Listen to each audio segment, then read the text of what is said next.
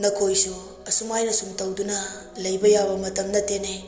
tawhaidene noibo imungi miyoising adudi kanhasu machi lengnadrei thoibi machalna hairamba yambung amadi machalgi warising machalna taibang thadoklamdaida hairamba mayam hojik oiriba malem amadi purnimagi matawne yengba ngamlaktrei leplambadagi phamthaduna kapkhre purnimana imagi bungo nangbu kya namukta tahu kai tawbage yumda chalasila o laikai gi mi pumnamak yengnare haibanine malemna ima nachabu waro bikan ei ma yaudan hanba ngamlaro ei bu hat ki hairabas halo ei di halaroi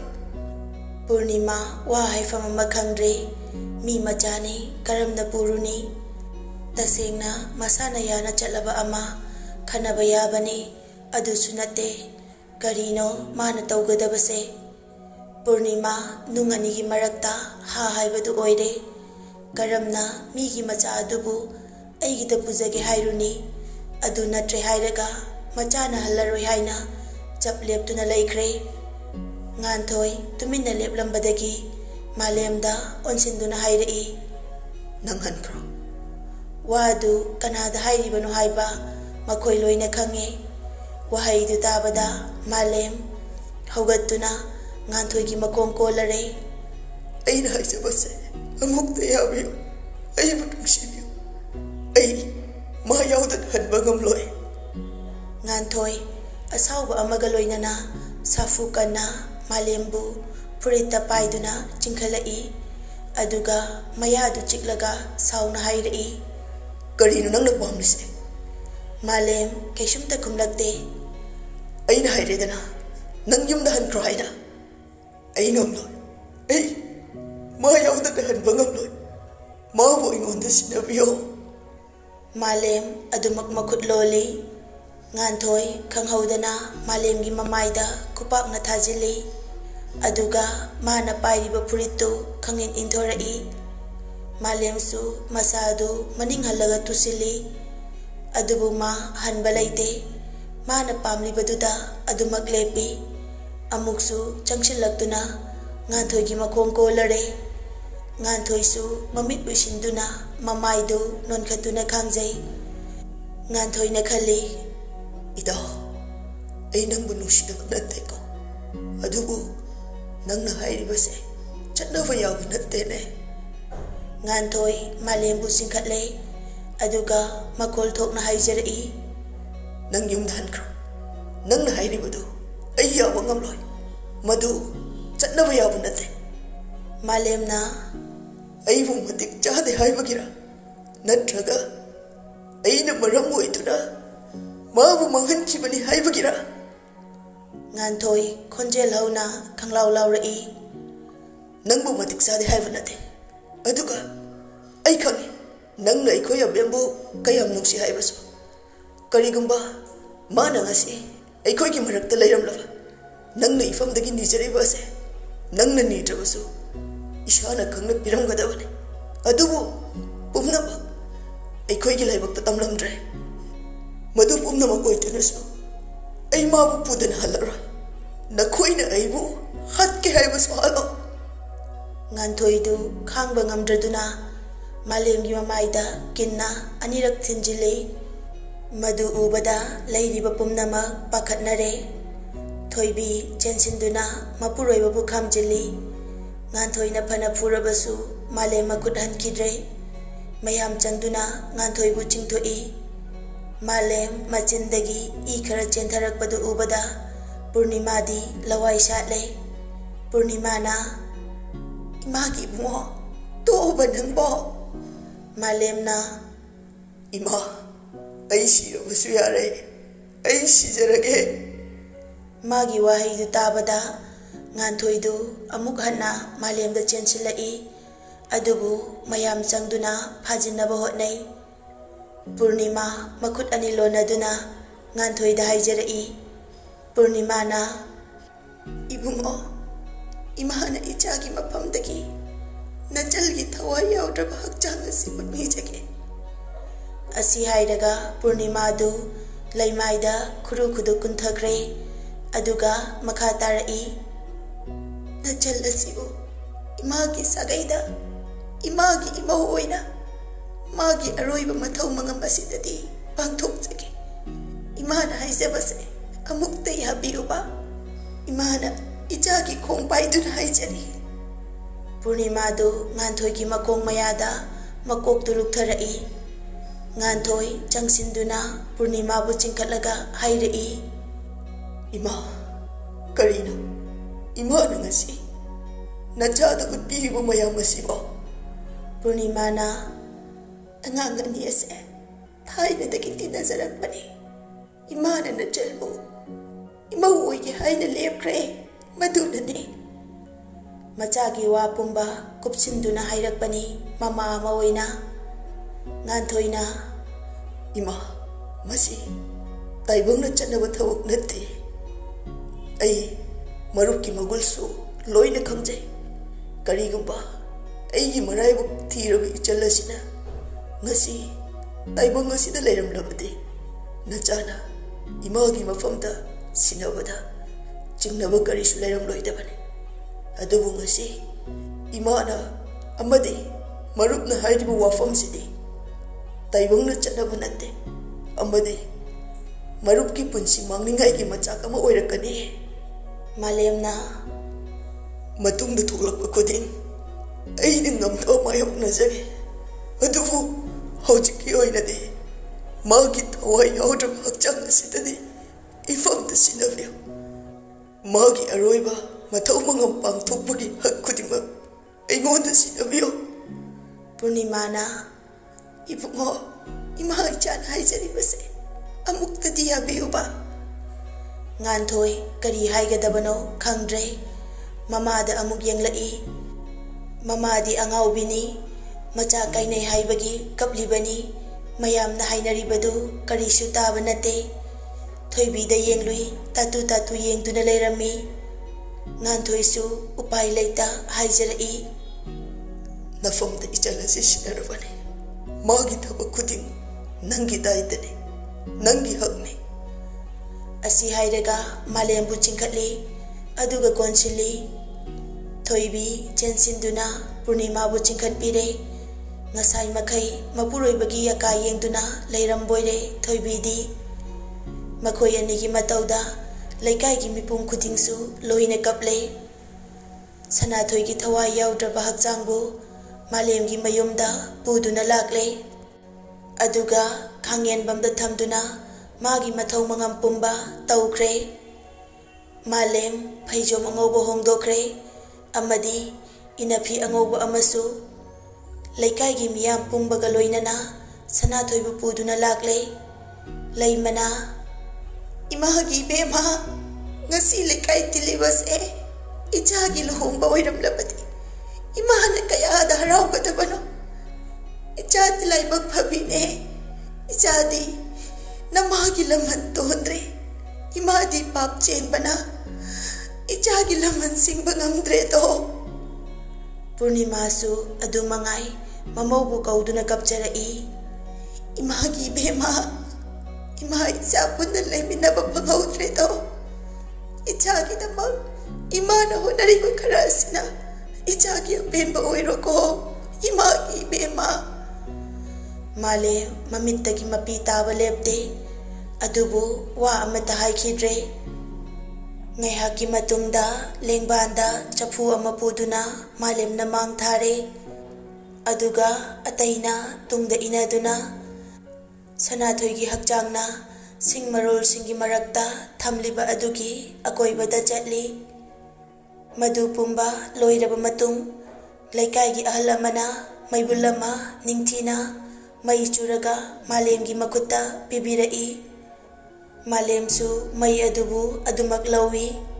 adubu magi makut adudi thak nikli ngasi mana pairiba mai asina magi thawaidagi hena lumna lawjaramba magi maithong asi amuk hanna uba phanglaroiko khalubada ma masadu lengba ngamdre laikai gi ahal aduna hairei ibungo Tawaide maidu zuro Malemsu mana pairiba aduna tapna lona aduna leiriba sing aduda thengi mairi adu ningthina chaklei mai chaklingai marak aduda karigumba afattabagi khudam amata ulakte malem tuminna leptuna mairi adubu mamit pena yengjari mabukningdasu khanjari ngasi aine uriba asi pumbase bangla nattabra aigi abemna tasingna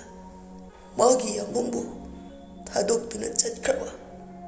aina mabu amuk hana uba phanglaroidra abe nangbu kadaida leibage yambungna nangbu matam pumbada kauba leiroye chakliba mai asiti loikini korau magi mangalchu mamsin kini thaza masu nong matang oirabasu mangkini nongsu tha masu chahi amada amuk tani lakpa pumnamak asigi marakta nangdi pum hene yambungna nangbu nong mata kaukiba mikup yaurakte tungdasu kauroye abe nang yambungbu haraukanuko yambungna natung ilakpa ngamde haina yambung nangkin natung inba ngamdaba natte igi abemgi laman singkike khanbagine karigumba laman asibu singbal oirabadi nangi yambungna nangi nakta soidana lakkeko mayamsu mayumda khara hanakre adubu malemdi leihori mayamna masu hallo haibada yadre hakchangna tumdriba makai laikini haiduna leihore somdana nganthoi matomta angaubagum khudai amana thauri yanjagadobagi taurammi madu ubada thoibi chensinduna mapuroibaki makhong ko lure thoibina tamo karino tamona kanbiribasibo nganthoi karisu khumlakte mana pairiba phi aduna mangakta kanna yasinaba honai thoibi amukasu haijarai ngasigi minungsi leitraba thaiba sita itomta leihauba ngamloye tamona chatpada aibu pubiyo itomta lakpasu ngamloi tamobu natomta thadokpasu ngamloi tamo leibaki ai hingba ngamjaban aibu nungsibidrabro thoibina kapna haijarakliba wahaising adu tabada nganthoi mana tauramba thabak adu chapleptuna mamaidu hantharaga haifet yenglai mapitana pungchotlaba maithong adu ubada nganthoi masadu tu chumkiba khanghaude adungai mana thoibibu puduna lakibadu khangning ningsinglai mangakta yeliba phi adu phatlau thoklaga mana lebliba adudagi kumtharaklaga thoibibu mathada chena konsinki thoibina aigi punsidi tamona hingan bibade tamola itrapati itomta hingba ngamjaro ai tamogi mang thana chachage nganthoi thoibibu mathada chachet konsinduna hairei ai lale thoi ai lale aigi wakal kharathet kharmale aibu nungsibidrabasu imagi khanbiyo tamo abem leitabagi maichak khanglingai tamosu leitrabadi imana kari hoigani nganthoi karisu khumlakte mana koliba adudagi kharaga hena chena konsilai sangsargi nungaiba phajaba nungsiba pumbase tamona ifamda amata walandana bibibane ai tamobu yamna nungsi ai tamo yaudana hingba ngamloye aibu thadokduna chatki khanbigano amuktasu haikidriba amuktasu takidriba wahaini ngasi nganthoi tariba magi thamoida leiramba nungsiba pumba pathokduna tarakle magi nupi asina mabu kayam nungsiba magi waraba matam asida magi wahai khara tajaraga santi phangliba magi punsi nangdi aigi Thawaigi Mabemma ne tamonasu aigi thoibu yamna nungshi nangdi aigi thawaini thawaina lengda leirabada hakchangna karamna thawaidagi lapthoktuna chatpa ngamkadage hakchangna khwaidagi pamjabadi thawaini pumnamaktagi pumhene thawai haibasina aduna nangdi aigi Thawaigi Mabemma ne tamogi wakal alure amuhana asigumba phatraba khalaidraba wakal khallaroi ai nganthoi ne kolibadu thadorai thoibisu masadu handoktuna hairai mabungogi thawai loge hotnaramliba mahak ase ikut makna manghangari asi hairaga thoibi maikhet ama lauduna khudayadu mai thadokle mapanda puthokduna achumba migi kanalai chumna aranba oiraba taibangni achumba mina lotkhiba aduga aranba mina aduma achumbagum samasda mamai haigatuna chatpa taibangni matamsu lepalaita chatki aduma sanathoigi sarda karma hayeng tamangaire malemna haikhibaduni aduma adum oire makoina tumil laibada polisu adumak tumil laire tasengna tuminna lairabra haibadi nate makoisu thiri mafam khangdri haina adumak laibani somda malemgi mayumda sanathoigi aroiba thauram pumba pangthoknaba hak pumba ngantoina malemgi mafamda sinakre purnimana mamawgidama pot amata watanaba koichen chenduna hotnai laikai nupi khara hayengi thaba sindok sinjingi kanna hotnari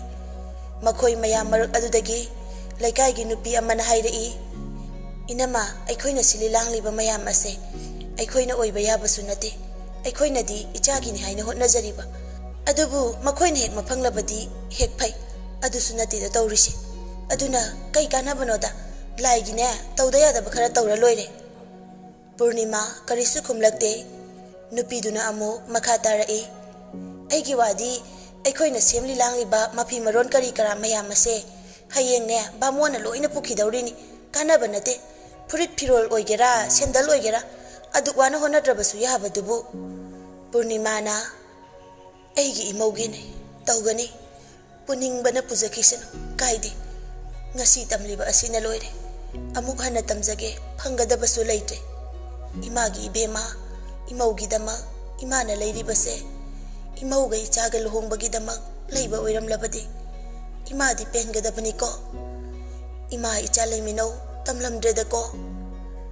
laikai nupi adu wa makha taraktre tumina laikre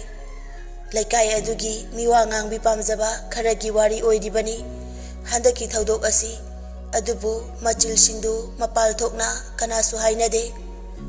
thabak pumba loiraba matung numidang thingjilaklabada mipum khuding tumna hipnaba matam yauraduna malemsu tumtharure sanathoina yambo malemsu kaisu khumde sanathoi amukasu kaujai tabro yambo aigidi beksu yaude aduga phisu athaba hapirakte ayam ingi yambo aigi phi athaba hapiyuko malemna asengbagi ingra hoi malem masadu gyan khar lakpagum tawi mana hauji wari sanaribasi kanano haina khali wakalda mikap tholaktuna amuk phamlare hauji mana wari sanakhibadu mamangni amadi magi abemna magi fi leite haina wakat charambani abe nangbu kadaida kanaga leibagene yambungti nang udabada ware leifam khangtre nangbu amuktadi halakhoba machana ahing aduda kablakpaduda purnimasu mikap tholaktuna machagi kada laktuna hanglare ibunga kedaurage nangbo tumba yadrabo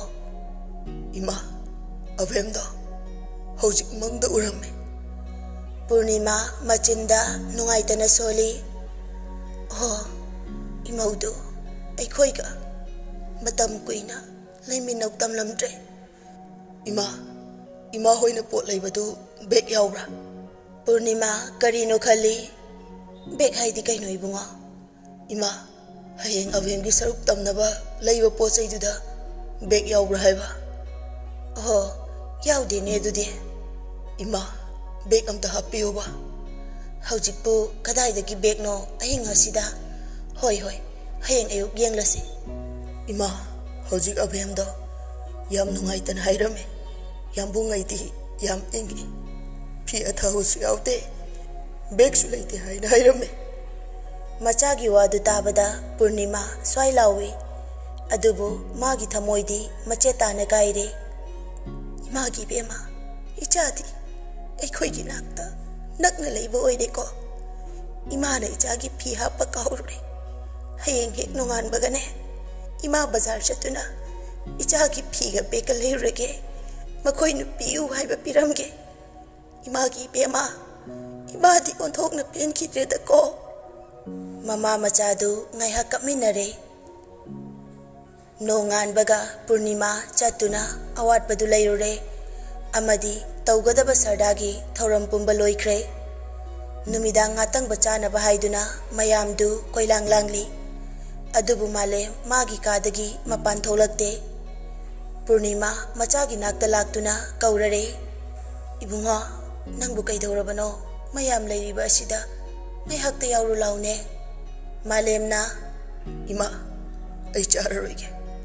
Ima mayamga puna chaminaro. Aikho yaudravadi mina nungaiba haunadene. Ima ai chaningde. Ai chararoige. Purnima kari haigani. Machana chaningde chararoi haina. Ising sing na hairabadudadi masu kaisu hairamdre. Tuminna thoklakle. Nganthoi hoigi imungsu adumangai. Kanasu ngatangba aduda thawai luplude. Adubu laimaga Purnimagadi punna chahale. Thoibi amadi nganthoi makoi anina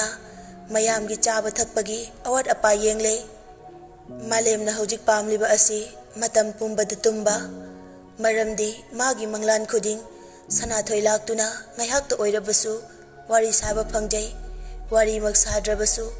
magi nungsiba masak adudi adumak ujaba phangi. Karigumba mana tumdana mayam marak asida lairabadi makoi ani unaba phangde haiba asini. Malemgi sangsar asi tongan bahaibadu asum oirakadaure. Thaudok wathok pumba loikre. Hanagum masa masagi thabakta mai onsile. Malemga nganthoigadi makhoigi thabak lepanate. Lona khara phongna khara haiduni. Mayumda khanghandana makoi anina tauriba thabak asi kanagi sure amuk toiba manung mapal naire. Makoi anigi punsidu makoi anina koiti thiduna sanathoigi sarda loikraba matung tha makhai amuk leiraga makoina chingnariba mioi amadi phangba ngamle. Pulisna nupa adubu machil hangduna makoi atai maga punba amadi leiba mafam pumba hangduna phagat-lure. Adubu makoigi thabak asigi thaubu oiriba boss haibadi James adudi hojik fauba thiba fangdri.